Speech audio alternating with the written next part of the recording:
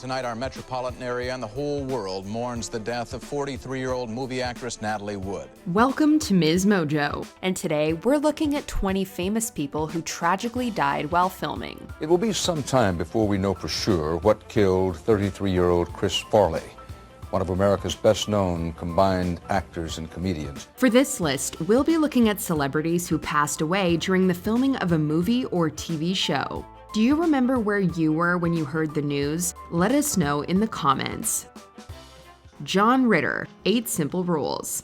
On September 17, 2002, ABC began airing a sitcom called 8 Simple Rules for Dating My Teenage Daughter. John Ritter starred as an uptight and overprotective father named Paul Hennessy. I just figured it's time. Our daughters are maturing, and it'd be foolish of me not to use expert resources that are available right at my fingertips. The first season was a huge ratings success for the network, but Ritter passed away shortly into the second. While rehearsing on set, Ritter started vomiting and experiencing severe chest pain, so he was rushed to a nearby hospital. He was treated for a heart attack, but his affliction was later found to be an aortic dissection. Ritter died later that night, coincidentally in the very same hospital in which he was born. Ritter's sudden death was blamed on a heart condition that is hard to detect, but not as rare as you might think. The ratings of 8 Simple Rules plummeted without Ritter, and it was canceled after 3 seasons. He would say anything. He didn't care how silly he was. Just wanted to make us laugh. I'm really gonna miss that. Roy Kinnear, The Return of the Musketeers. A British character actor, many people recognize Roy Kinnear as Veruca Salt's father from Willy Wonka and the Chocolate Factory. Hey, Daddy, I want an Oompa Loompa. I want you to get me an Oompa Loompa right away. All right, Veruca, all right. I'll get you one before the day's out. I want an Oompa Loompa now. Kinnear worked a lot with director Richard Lester, and he starred in 3 of his Musketeers movies. He would die during the production of the 3rd. While shooting, Kinnear fell off a horse and suffered both a broken pelvis and internal bleeding. The injuries were severe and put great strain on Kinnear's body, and he died of a heart attack the following day. It's very hard to express the loss that was felt by so many people, friends and strangers, on hearing this news. Kinnear's family later won multiple settlements over his death. They sued the production company for their sloppy health and safety measures, and they later went against the Madrid hospital in which Kinnear died for their poor quality of care. 5, 4, come on! 3, 2, 1, go. I like to observe the correct procedure, you see. Thank me for it in the end. Oliver Reed, Gladiator. Coincidentally, Oliver Reed starred alongside Roy Kinnear in the Musketeers films, playing Athos. He later found great acclaim portraying Antonius Proximo in Gladiator, although this would be his final role. I wasn't the best because I killed quickly. I was the best because the crowd loved me. Win the crowd, and you'll win your freedom. Reed suffered from alcoholism, and on May 2nd, 1999, he got into a drinking competition with some sailors while filming in Malta. He drank about $600 worth of alcohol, including 8 pints of beer and a dozen shots of rum, before competing with them in arm wrestling. Following the fights, Reed collapsed and died of a heart attack. Reed, who was 61, appeared in 100 films. One of his co-stars was Glenda Jackson, who said of him tonight, "I'm sorry he's gone, but I think he probably went the way he would have wished." Gladiator was finished with the help of CGI and a body double, and Reed was posthumously nominated for a BAFTA. Jon-Erik Hexum, Cover Up. This male model was cast as Mac Harper on an 80s CBS action show called Cover Up. He appeared in just 8 episodes of the show before passing away at 26. Tell me, do you have access to weapons, special truth chemicals? Access? Can you get your hands on them? Well, I get my hands on anything I need to survive, any place in the world, but I don't know what the hell it's got to do with modeling. To film an action scene, Hexum was given a functional .44 Magnum that was loaded with blanks. Bored between takes, Hexum decided to play Russian roulette with the gun, seemingly unaware that blanks fired at such close range can cause serious harm. Hexum was rushed from the 20th Century Fox lot to nearby Beverly Hills Medical Center, where he underwent several hours of surgery by a team of neurosurgeons. Hexum suffered some horrible luck and fired the blank directly into his head. He underwent emergency surgery and stayed on life support for about a week, but he was eventually declared brain dead. He was then taken off, and his organs were donated to those in need, including a 5-year-old child. Jon-Erik Hexum died in October of this year, but the lives he touched will continue to be brightened by his light forever and ever. James Dean, Giant. To this day, James Dean is the only actor to have received 2 posthumous Oscar nominations for acting. He was nominated for his roles as Cal Trask in East of Eden and Jet Rink in Giant. You make a very excellent cup of tea. Yeah, well, I do a lot of things in a pinch. Dean very famously died on September 30th, 1955, when his Porsche T-boned a Ford on what is now State Route 46 in California. I used to fly around quite a bit, I took a lot of unnecessary chances on the highway. Dean was raced to a nearby hospital, but he was declared dead on arrival. According to the book Ferber, a biography of Edna Ferber and her circle, Dean had not quite finished work on Giant at the time of his death. He was still required for dubbing and post-production, so his best friend Nick Adams filled in for his late companion. Everybody thought I had a duster? Y'all thought old Spindletop and old Burnett was all it was, didn't you? Well, I'm here to tell you it ain't, boy. It's here. And there ain't a dang thing you gonna do about it. Natalie Wood, Brainstorm. Natalie Wood's death remains one of Hollywood's greatest mysteries. Wood was quite popular throughout the 50s and 60s, but she took a hiatus to focus on her children. I think for me, I'm doing something that I used to think was not allowed, which is that I'm married and I have 2 beautiful children. By late 1981, Wood was filming a comeback movie called Brainstorm with Christopher Walken. During a scheduled break, Wood, her husband, and Walken went on a yachting trip to Santa Catalina Island. Everyone on the boat, including the ship's captain Davern, had been drinking for much of the weekend. On the night of November 28, 1981, Wood somehow went over the side and drowned. Suspicion has been repeatedly placed on her husband Robert Wagner. He has been named a person of interest by the police, and the boat's captain claimed that Wagner was responsible for his wife's death. He claimed that Wagner grabbed and smashed a wine bottle after going into a jealous rage over Wood and Walken's interactions. Wood's sister was brought in to replace her for the filming of Brainstorm.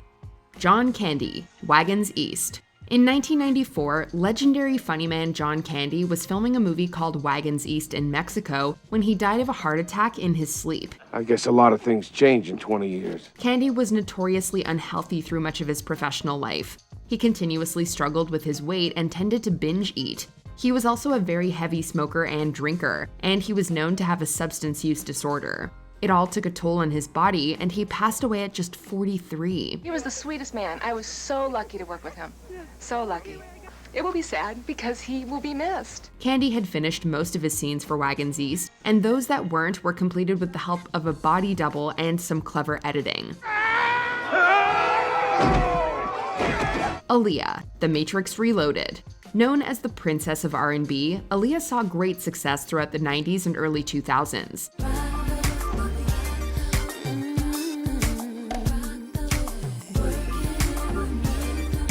All 3 of her albums have been certified multi-platinum, and she had 5 singles reach the top 10 in the United States. She eventually found success in movies as well, starring as Akasha in Queen of the Damned. Never fear me, Lestat.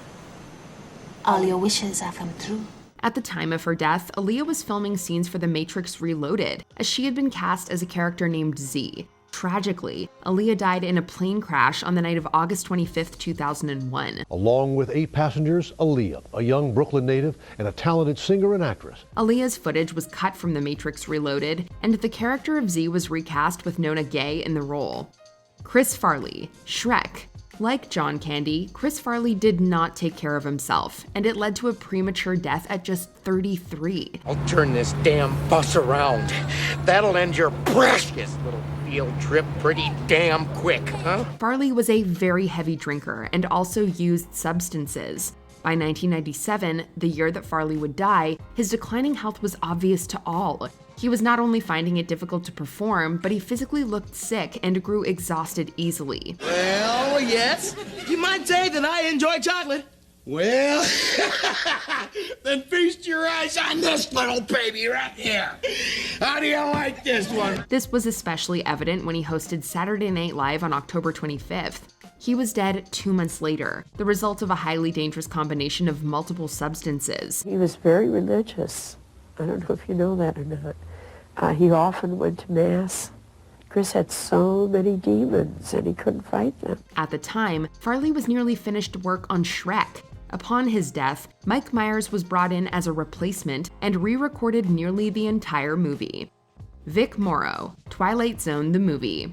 This actor died in what is arguably the most horrific on-set accident in the history of film.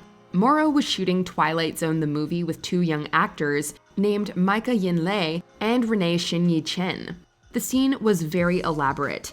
A helicopter was flying overhead, explosions were going off, and Morrow was running across a body of water while holding the two children in his arms.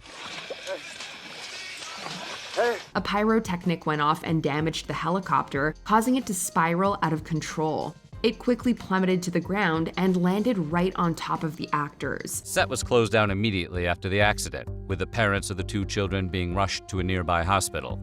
They couldn't stop crying and screaming. The staff diagnosed them as being in shock. This horrible accident resulted in lengthy court battles. The parents of the child actors were awarded an undisclosed settlement, as were Morrow's children. Philip Seymour Hoffman, The Hunger Games Mockingjay Part 2. This is another actor who tragically succumbed to substance use disorder. Hoffman abused drugs in university, but he entered rehab at 22 and stayed sober for much of his adult life. And why did you decide to stop? You get panicked. It was, I was 22 and I got panicked for my life. It really was. It was just that. Unfortunately, he relapsed in 2013 and died soon after. On February 2nd, 2014, Hoffman was found dead. Police say they responded to a 911 call from those friends at 11:36 this morning. When they arrived, 46-year-old Hoffman was unresponsive, lying on the bathroom floor. Further investigation showed that multiple substances were in his system. The official cause of death was acute mixed drug intoxication. Hoffman was nearly finished filming The Hunger Games Mockingjay Part 2, but the movie needed some last-minute rewrites to accommodate his sudden death. And whatever she's doing, we conceived it. It was our plan all along. Of course it was. Tommy Cooper, live from... This was a very famous English magician who performed funny tricks on television. Watch! However, Cooper's career was waning by the late 70s as he fell deeper into alcoholism. Not only did he drink to excess, but he also smoked up to 40 cigars a day. Did you learn anything at school? Did I learn anything at school? Yes. Well, I always say that the sun shines on the lower side of the hill. Oh, I think that's terribly... I mean, that's... What does that mean exactly? I don't know, but I always say it. I don't. On April 15th, 1984, Cooper was filming a live variety show called Live from Her Majesty's when he collapsed on stage. Everyone, including the audience and Cooper's own assistant, believed that it was an act. However, it soon became evident that something serious had occurred, and attempts to revive Cooper began backstage. He was taken to Westminster Hospital, but was declared dead on arrival, having passed from a heart attack. Marilyn Monroe, Something's Gotta Give. By the early 60s, Marilyn Monroe's life was in a downward spiral. The press was hounding her, producers didn't want to work with her, and her performances were being harshly criticized. Furthermore, she was divorcing her third husband, suffering from various health problems, and falling deeper into her substance use disorder. Marilyn had grown dependent on sleeping pills during her rise to fame in Hollywood. It ironically came to a head while filming Something's Gotta Give, and Monroe was fired on June 8, 1962. She was later rehired with the help of her co-star Dean Martin, and filming was scheduled to recommence the following October. Unfortunately, Monroe died of an overdose in August. To this day, many suspect that Monroe intentionally took her own life, although we may never know for sure. The movie was subsequently abandoned. River Phoenix, Dark Blood. In late 1993, River Phoenix was in Utah filming a movie called Dark Blood. In October, he flew back to Los Angeles and spent several days consuming substances with John Frusciante of the Red Hot Chili Peppers. On the night of October 30th, Phoenix was watching Frusciante perform at the Viper Room when he started feeling sick. He made his way outside, collapsed on the sidewalk, and began having convulsions. Paramedics found him on the sidewalk. He didn't have a heartbeat, didn't have a pulse. An ambulance was called and Phoenix was rushed to Cedars-Sinai, but he died the following morning from the overdose. In an open letter to the Los Angeles Times, River's mother, Hart Phoenix, wrote, "River was not a regular drug user." Some important scenes were still required for Dark Blood, and because Phoenix was no longer available, the entire movie was scrapped. It was later released in 2012 after some significant re-editing. We've got problems.